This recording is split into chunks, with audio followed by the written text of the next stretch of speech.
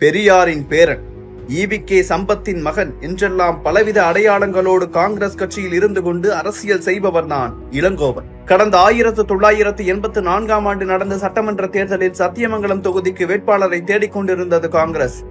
இளங்கோவனை பரிந்துரைத்தார் சிவாஜி.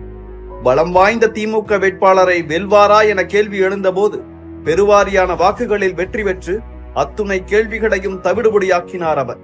அதோடு சிவாஜியின் ஆஸ்தான நபர்களில் ஒருவராகவும் இருந்தார். ஆனால் அந்த பதவி முடியும் முன்னரே ராஜினாமா செய்வோம் என எதிர்பார்த்திருக்க மாட்டார் இளங்கோவன். ஆம், அதிமுகவின் தலைவராகவும் முதல்வராகவும் இருந்த எம்ஜிஆர் உடல்நலக்குறைவால் காலமாகிறார். அதிமுகவில் பிளவு ஏற்பட ஜானகி அணி, ஜெயா அணி என 2 அணிகள் உருவாகின்றன. சட்டமன்றத்தில் பெரும்பான்மையை நிரூபிக்க ஜானகிக்கு உத்தரவிடப்பட்டது. எந்த அணிக்கு ஆதரவளிப்பது என்ற குழப்பம் காங்கிரசுக்கு ஏற்படுகிறது. ஒருங்கிணைந்த அதிமுகவுக்கே ஆதரவளிப்போம் என்கிறார் ராஜீவ் காந்தி.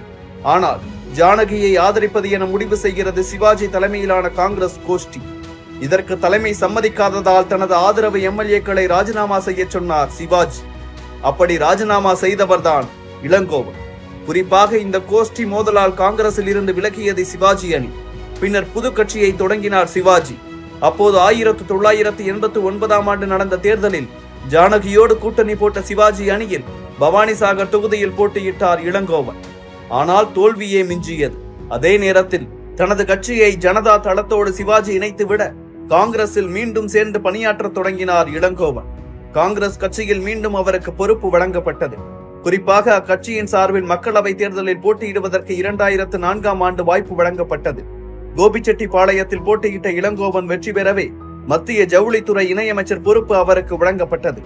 டெல்லியில் தனது செல்வாக்கை அதிகப்படுத்தவும் சோனியாவின் நம்பிக்கை பெற்ற நபர்களில் ஒருவராக மாறுவதற்கும் இந்த வாய்ப்பை சரியாக பயன்படுத்திக் கொண்டார் இளங்கோவன். அடுத்து நடந்த 2009 தேர்தலில் மீண்டும் வாய்ப்பு கொடுக்கப்பட்டது. ஆனால் மதிமுகவின் கணேசமூர்த்தியிடம் தோல்வியடைந்தார் இளங்கோவன். அதன் பிறகு 2014 திருப்பூர் மக்களவை தொகுதி, 2019 தேனி மக்களவை தொகுதி என அவர் சந்தித்த தேர்தல்களில் எல்லாம் கிடைத்தது தோல்வி மட்டுமே. 2014 தேர்தலில் தோல்வியடைந்தாலும் கூட இளங்கோவனை காங்கிரஸ் தமிழக பிரிவுக்கு தலைவராக்கினார் சோனியா. அப்போது பெண்களை இளங்கோவன் தரக்குறைவாக பேசுகிறார் என போர்க்கொடி தூக்கினார் விஜயதரணி. டெல்லி சென்று காங்கிரஸில் பலரையும் சந்தித்தார். ஆனால் பெரிதாக எந்த நடவடிக்கையும் இல்லை. பின்னர் 2016 பொறுப்பில் இருந்து இளங்கோவனை நீக்கி திருநாவுக்கரசரை தலைவராக்கியது காங்கிரஸ். இதனால் அவருக்கு எதிராக செயல்பட்டார் இளங்கோவன். பல்வேறு காரணங்களை கூறி திருநாவுக்கரசரோடு சத்தியமூர்த்தி பவனில் கடும் வாக்குவாதத்தில் ஈடுபட்ட இளங்கோவன் டெல்லிக்கு சென்றார். சில நாட்களிலேயே KS அழகிரி தலைவரானார். ஒருமுறை புதிய தலைமுறை தொலைக்காட்சிக்கு நேர்காணலுக்கு சென்றிருந்தார் இளங்கோவன். நெறியாளர் கடுமையாக கேள்விகளை கேட்டுக் கொண்டிருக்க கடுப்பானார். நேர்காணலின் பாதியிலேயே வெளியேறி ரைடு விடுறேன் பாரு என எச்சரித்தார். அவர் சொன்னது போலவே புதிய தலைமுறையில் வருமான வரித்துறை ரைடும் நடந்தது. இது ஒருபுறம் இருக்க, கடந்த 2021 தேர்தலில் தனது மகனுக்கு ஈரோடு கிழக்கு தொகுதியை கட்சியில் பேசி பெற்றுக் கொடுத்தார். அவரும் 8904 வாக்குகள் வித்தியாசத்தில் தன்னை எதிர்த்து போட்டியிட்ட அதிமுக கூட்டணி வேட்பாளரை வீழ்த்தி வெற்றி பெற்றார். ஆனால் அந்த வெற்றி வெகு நாட்கள் நீடிக்கவில்லை. 2023 ஆண்டு ஜனவரி மாதம் மாரடைப்பால் திடீரென மரணமடைந்தார் ஈ.வி.கே.எஸ். இளங்கோவன் மகன் திருமகன் ஈவேரா. மகனின் மரணத்தால் உடைந்து போன இளங்கோவன் ஈரோடு கிழக்கு இடைத்தேர்தலில் தானே களமிறங்கினார். 66,000 வாக்கு வித்தியாசத்தில் அபார வெற்றியை ஈட்டினார்.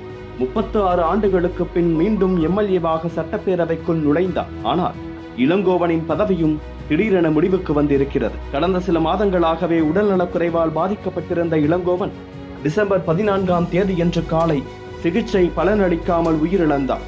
காங்கிரஸ் கட்சி தனது மூத்த தலைவர்களில் ஒருவரை இழந்திருக்கிறது.